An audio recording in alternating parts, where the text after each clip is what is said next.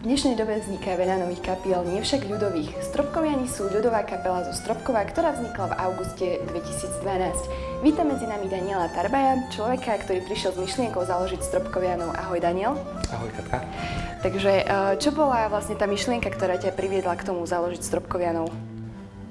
Tak prvotne my sme vznikli ako taký súbor nadšencov pre hudbu, keďže sme chodili na základnú umeleckú školu v Stropkove spolu s Jankom Renčkom. Neskôr sme začali hrávať aj vo folklórnom súbore Stropkovčan a sobotné večery sme chceli stráviť spoločne, čiže sme si začali len tak spolu vyhrávať vo trojici, keďže sa k nám pridal aj Christian Karxa. Ako mladí ľudia reagujú na ľudovú hudbu? Veľa mladých má rado ľudovú hudbu.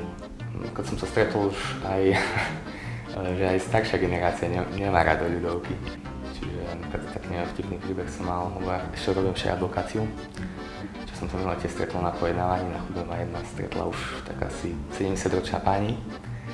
No a ona mi začala hovoriť svoje zážitky z metalu a povedala mi, že čo je iné, čo neznáša, tak to sú ľudovky, čiže ja som sa potom aj nepriznával, že ja hrajem ľudovky. Vy ste hrali aj v Česku, v Nemecku, ďalej tam bolo Grécko, Španielsko, Portugalsko, ak sa nemýlim. Ako ľudia reagujú na slovenskú ľudovú hudbu?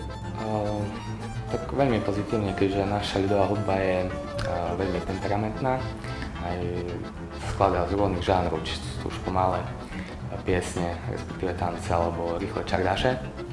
Čiže ten temperament hlavne majú radi v zahraničí. V novembri minulého roku, 2016, vám vyšlo prvé profilové CDčko. Vlastne aké boli na ňo ohlasy?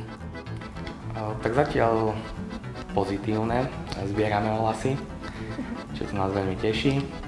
No a je troška špecifické oproti iným kapelám, cymbalovkám, keďže sme tam použili také nové prvky, ktoré tvořili či už kachon alebo perkusie. A plánujete aj nejaké ďalšie CD? No áno, v lete chystáme nahrávať vianočné CD. Toto bol Daniel Tarbaj zo skupiny Stropkoviani. Daniel, ďakujem za návštevu. Ja ďakujem Katka za pozvanie.